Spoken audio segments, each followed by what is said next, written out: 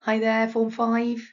Welcome to Edexcel English Literature Paper 2, Section A. That's your pre-1900 novel. For us, that is A Christmas Carol. Obviously, if you're looking at another text, you can pick up some hints and tips from this about timings, how to plan, how to use an extract, but it's not tailored to your text. If you're from a different exam board, then obviously you can use this to help you pick up some hints and tips for how to tackle a text-based, extract-based question, but it might not be as relevant for you. You can probably get some ideas, but you'll need to make sure you check your exam board. We're going to try and think about how we get maximum marks on the AO2 extract-based question. For us on Edexcel, that's a whole separate question, and all we do is focus tightly on the language and the structure in a given extract. This is repeating the skills that you have learned for your language paper for 1 and 2 for question 3, so you really are experts in this. Okay, let's get started. So the first thing, as always, is make sure you know the rubric, make sure you know exactly what you've got to do. You are told you should spend around 55 minutes on section A, the pre-1900 novel. You get 2 lots of 20 marks. In section little a, that's your AO2 analysis, that's 20 marks. You only look at the extract. You don't need to reference anything else from across the novel, and you also don't need any context. You then move to section little b, the AO1 exploration of the whole text, another 20 marks. This time looking at your knowledge, your understanding of the text as a whole, the way the plot and the characters intertwine to create meaning for the reader. There's no need to do any language analysis on that section. As it happens, there's no need for context on this one, but as always, sometimes context helps you to make a much more clearly defined point. So don't not use context if a really good idea occurs to you. Okay, so how are you going to use your time? Now, you all came out of Literature Paper 1, and those of you who'd really listened and taken on board all the advice I've given you about using your time well, were able to confirm that yes, spending lots of time on the extract was like giving you loads more time in the exam because you knew what you wanted to write, you just got writing, you flew through your answer, and some of you said, I wrote more than a page more than I normally write, which is brilliant to hear because you were really well prepared for what you had to say. So spend 1 to 2 minutes reading that question through and also thinking about your part B answer, scribbling down your initial thoughts on that, what is coming to you straight away. And then spend a good 5 minutes minimum. You can allow up to 10 minutes looking through the extract, reading it, annotating, and planning what you're going to say for your part A answer. If you have extra time, please remember that you need to add your 25% extra time to that, or 50%. You then have your 15 minutes plus your extra time to write your answer to section little a. You then move on to your section B answer. You can allow yourself about 20 minutes to write your section little b. And then you've got at least 5 minutes left over at the end to check. Always remembering at every stage, these timings are without extra time. So if you're able to have extra time, do add those in there. You might, if you're entitled to rest breaks, find that you need a rest break between little part A and little part B to just let your mind rest and to recover. That's a good place to use one. And then again at your little part B end, after you've checked, have a rest break before you go on to section B so that your mind is clear, your arms are rested, and you're ready to tackle that next section. Okay, let's have a look at the question then. So tackling the extract-based question specifically, although of course we are looking at your section B briefly. So our question here, and you might want to pause the slide and copy that down or have a really good look. This is one that I have created today for you. It is based on stave 4, when Dickens is shown his own death on the bed in the lonely house by the ghost of the Christmas yet to come, and how he reacts to that. Explore how Dickens presents the setting in this extract. So the first thing I'm going to want to do is underline setting. I know that setting is something that I'm looking at here. setting of the extract. This is quite a popular question. Most of the text set over the years have had a question on setting. It hasn't cropped up for some time. And I thought it was worth revisiting because it's a really useful thing to talk about in your Part B, is to look at the way that Dickens uses settings across the whole text in order to take the reader on that journey from place to place. You'll notice that they are outside a lot and they're inside a lot. So if we have a look at the Part B, in this extract, Scrooge is filled with horror and fear at the sight of the dead man. Now that gives me a bit of an inside handle on what I'm going to see in my extract. I'm going to see Scrooge filled with horror and fear. Something is going to make him very afraid, and it's going to be horrible. So that gives me something to start with when I'm thinking about my analysis. It's then asking me to explain the significance of fear elsewhere in the novel. When it says significance, it's asking how important it is as an idea in the novel. In your answer, you must consider, and remember it's a must, when fear is important, why fear is important. So what I'm going to want to look at is I'm going to want to look at places where we see fear,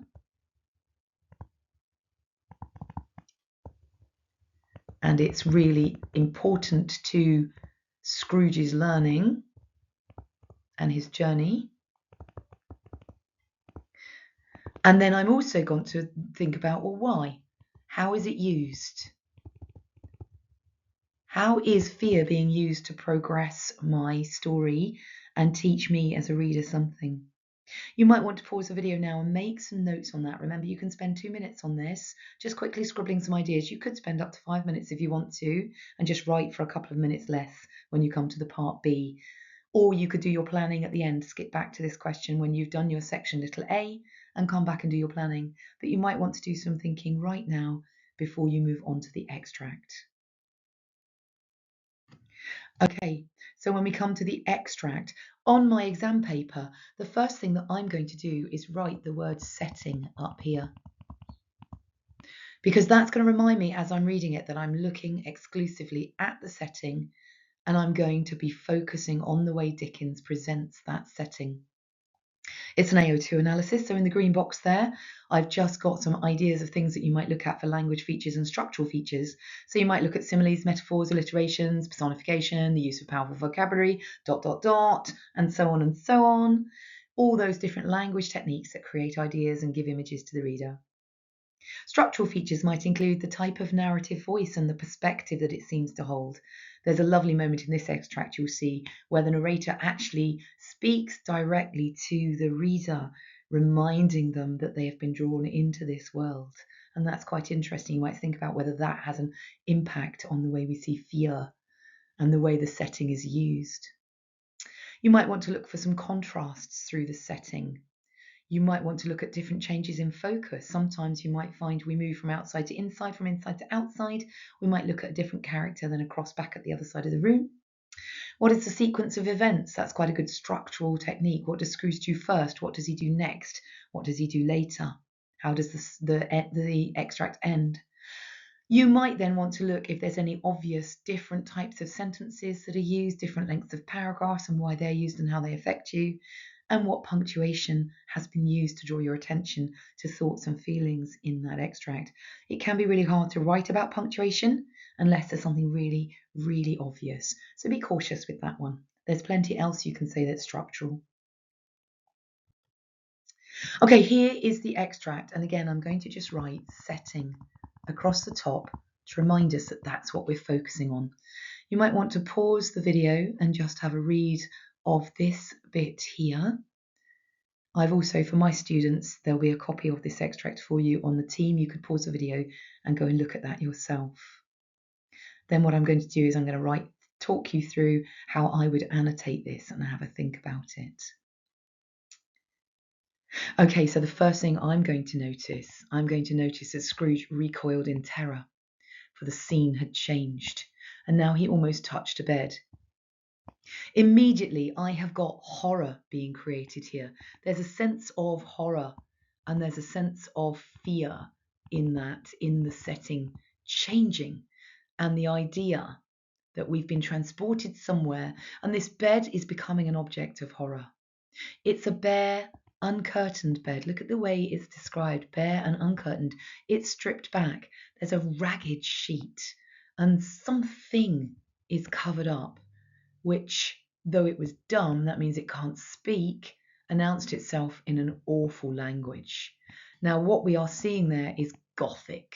We've got this lovely Gothic overtone to our setting.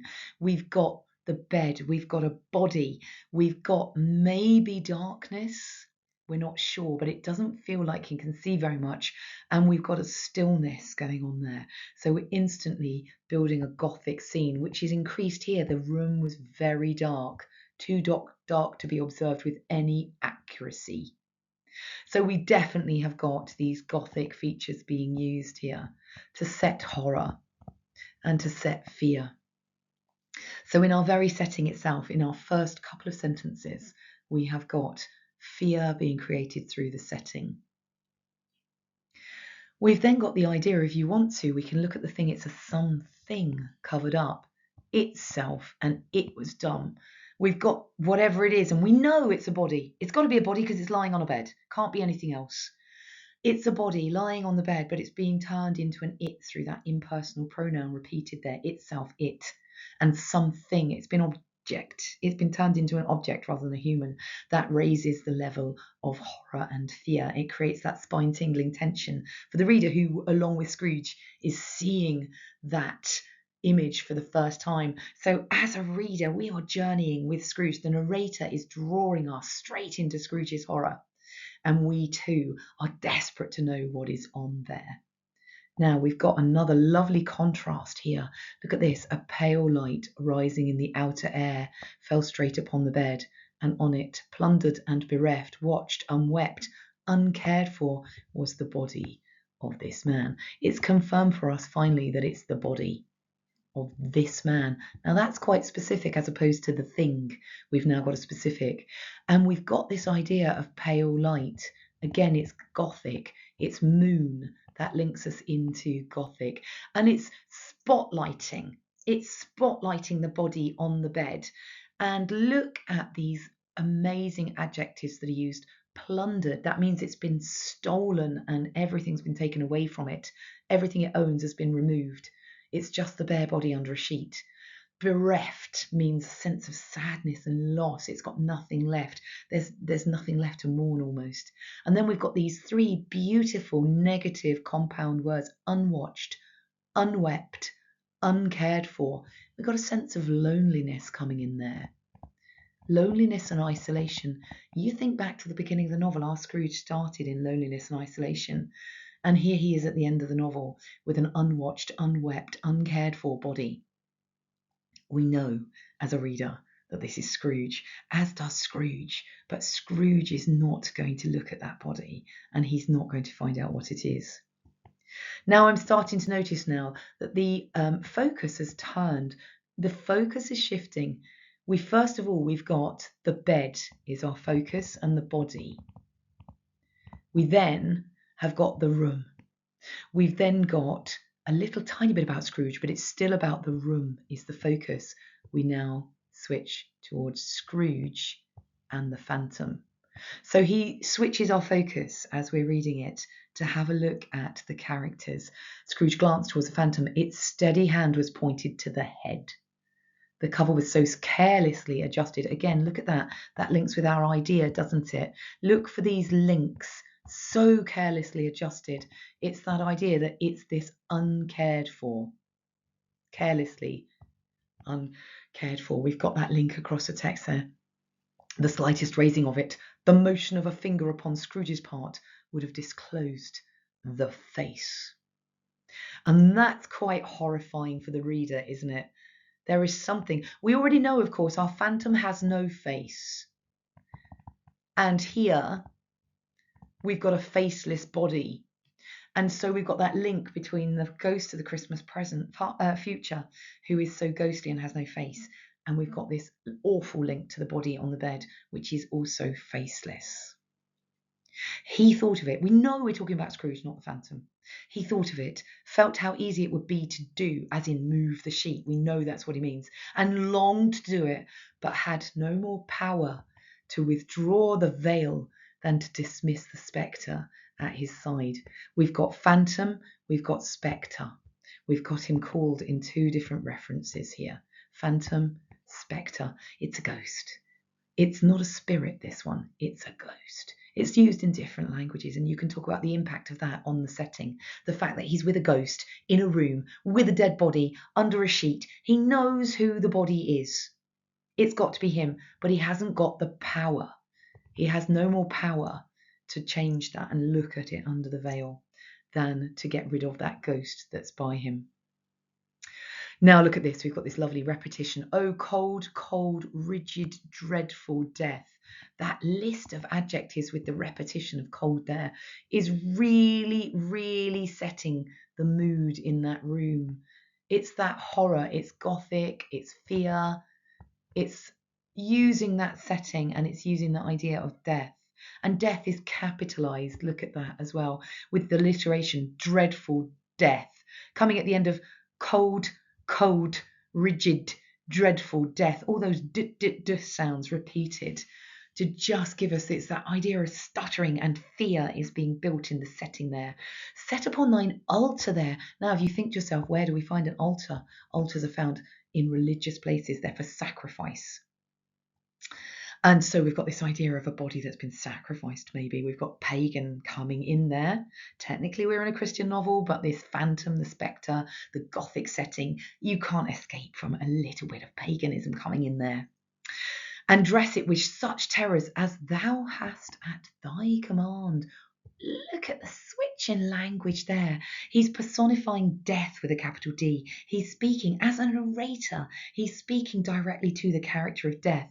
And just look at that formal language that he's using there. Thou hast at thy command, for this is thy dominion. Thou canst not turn. So he's still speaking all the way through this little passage to death. And it's just raising the setting. It's as though death is in the room with us. Death is there. And it lifts that setting to a graveyard and a place of true horror. It's awful. And you can look even more at some of the words through the rest of that passage for yourself. It is not the hand is heavy and will fall down when released. It is not. Look at that, those two repeated negatives. It is not, it is not. But that the hand was open, generous and true, the heart brave, warm and tender, and the pulse of a man's. Strike, shadow, strike, and see his good deeds springing from the wound to sow the world with life immortal. Now he's doing something really clever here. He's apostrophizing death. Now, you may not know this word, but it's a technique to speak about something that cannot be there as though it is there in the room. And the narrator themselves is stepping out and apostrophizing death and bringing death down. It's almost become spell-like, a little bit like Lady Macbeth maybe in her Unsex Me Here talk. But he's talking to a creature, to a spirit, calling it down and asking it to come and enter the room. So we've almost got a little bit of magic going on there. And we've got the contrast between death and the idea of a warm heart and a pulse. So we've got that lovely, lovely contrast going on there in the narrative. Okay, I'm not going to go through the rest of the extract because there's so much that you can say there. You could also pause the video and you could have a look at the next slide that's got the second half of that extract on it and do some work for yourself there and think about how that setting, remember all the time we are thinking setting. How is Dickens using that setting? And you've got the handle of fear and terror that you can use to shape your answer if you want to. Now, when we come back to this, here's our question. How does Dickens present the setting? How is he using it? What's he communicating to us through that? How can you hit full marks then? Know your mark scheme well. Remember, we're zoning straight into level 5. It's a cohesive evaluation of the interrelationship between language and structure and their effect on the reader. Every point you make needs to link back to how meaning is being created, linked through the idea of the setting being used. And you need to come up with your own overall idea of how that setting is being used in order to create impact for the reader and give effects and meaning. And obviously you won't get the top of that band unless you use really good subject terminology, just beautifully integrated into your answer, and you've used really, really good quotations from the text to support every single word that you say. Now, as always, you need a tight structure to help you write a really good essay. Throughout this extract, Dickens presents the setting as, or presents the setting in a way that, or uses the setting to, something like that. You need an introduction that's going to give your overall thesis, your argument. How is Dickens using the setting in that particular extract? What's he doing with it? How's he shaping things for the reader? How's he guiding and steering you through the room and the characters and the props that are in it? Once again, you're going to use your strict framework, start immediately at the start of the extract and talk something there as the extract continues towards the end. This is going to insist on you getting full coverage of the extract. Make sure you've used as much as possible. We want 4 to 6 ideas minimum, ideally 8 or more ideas from across that extract that show that building sense of whatever it is your thesis is arguing. You can then talk about how the section is ended. How is that extract ended? And then come back again at the end, quickly recapitulate throughout the extract. Dickens uses the setting to make the reader, or to help the reader, or to steer the reader, however you want to express that. Okay, don't forget, close focus on language and structure. You're experts at this. It's the same demand as papers 1 and 2 for language. Question 3. Use that framework to make sure you cover the whole extract. Get an overall idea that threads through the whole of whatever text they give you. Try to use your high-level terminology. Name the techniques. Please remember, it's not a bird spotting exercise. We don't have a letter-spotted pair of alliterations, okay, and tick them off the list. Actually say what they do. What are they doing in that extract to make meaning? It's no good just naming them. No marks for that. And then don't retell the story, because that traps you down to level 2. That's a narrative descriptive answer. Explain what the language does to make the reader think and feel something, and if you want to push beyond level 3 for explaining what it makes the reader think and feel and move into close analysis and a cohesive evaluation, why does it do that and how is it successful? Okay, so here's an example introduction. This is my thesis. Throughout the extract, the setting is presented in a way that creates a hair-raising sense of fear in the reader, employing a lot of Gothic imagery and creating much suspense, in order to make the reader understand that Scrooge is looking at his own death. However, because Scrooge is never able to actually look at the body, that is not confirmed. Therefore, we remain in suspense with Scrooge. The setting is always dark and mysterious, which conveys a sense of doom and graveyard to the reader and heightens the tension we feel throughout. Boom, cohesive evaluation. I have immediately told you that I really understand the way that language is being used through this whole extract to create those effects for the reader, give us an idea on how that links into the character of Scrooge and what he's thinking and feeling. You can come up with your own thoughts yourself. That's just my ideas. Okay, so here we go, an example of focusing closely on the detail to get those top marks for your language and structure. Now, the first thing I'm going to do is highlight for you some of the powerful things that I've done here. I've used the word immediately. Immediately is a relative word.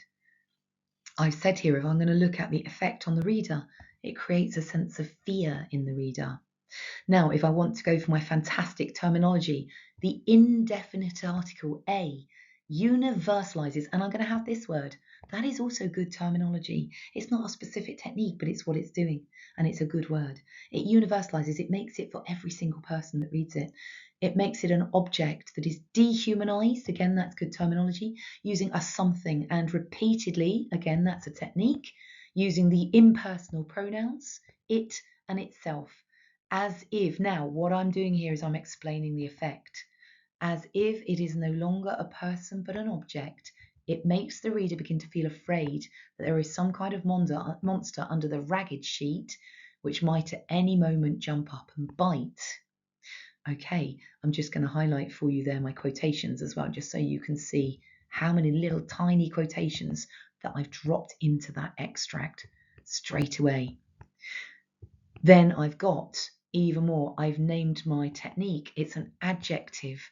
And then the effect, it adds to the effect, conveying a sense of neglect and decay, making us wonder how long the body has been there, but also a curiosity as to why is it abandoned? Why is there no one to look after it? So all the blue there is the effect on the reader. Lots and lots of detail there. You can see I've gone into so much detail about how it's making the reader think and feel. You can see in the orange there lots of techniques named. You've got evaluative expression with the word immediately. And then my quotes in red there to show you I'm just peppering quotes through that so that I'm using. Yes, I've reused some of them, but that doesn't matter. I'm showing that really close focus as long as I've said something new about it each time. So you can have a go at this yourself. You can see that's really quite straightforward to do. I haven't done anything very difficult there. I've actually used some fairly basic terminology that you all know. The only word you might not have seen before is universalizers. You could have used a different way of explaining that. So remember, keep focused on the question. You are simply exploring the way Dickens makes use of the extract, the setting. You can take that anywhere. What does it make you think and feel? How does it do that? What does Dickens seem to want you to notice about the setting at that point, and why? Remember, paper 1 was really quite good fun. You all came out saying, actually, that was really quite good. They were great questions. So be ready for paper 2. They should ask you some more really great questions. Reread that novella before your exam. Make sure you know it. It's so short. You've got time to reread it again. Listen to one of the audiobooks. There's some really good ones out there. Just remind yourself of the story and look forward to showing what you know. I've just highlighted there some areas you might like to revise. Presentation of Christmas and the Christmas spirit. They're really good areas. It's called A Christmas Carol. Why is it called that? Why A, not the Christmas Carol? Why is Dickens pointing us towards Christmas? Why is he using Christmas as an idea? What is it about the idea of Christmas that is going to help him get his message across? Have a look at children and families and how they're being used to help convey the message of the book. Redemption, big one. How is Scrooge forced to accept his sins and make those changes? When does he start to change? Where would you say is the point where he's ready to be forgiven and is able to be redeemed? And then charity. What is the Christian concept of charity? How does Dickens present this to us through Scrooge and his action or his inaction? The things he deliberately does and the things he deliberately doesn't do at the start of the book. And then as the book goes on, how he starts to regret his actions and how he wishes he'd been more charitable. And then at the end, how does he turn his entire life around and become a paragon of virtue and the most Christian charitable man that there is? The best of fathers to Tiny Tim. So good luck. Go out there and show what you know and enjoy yourself.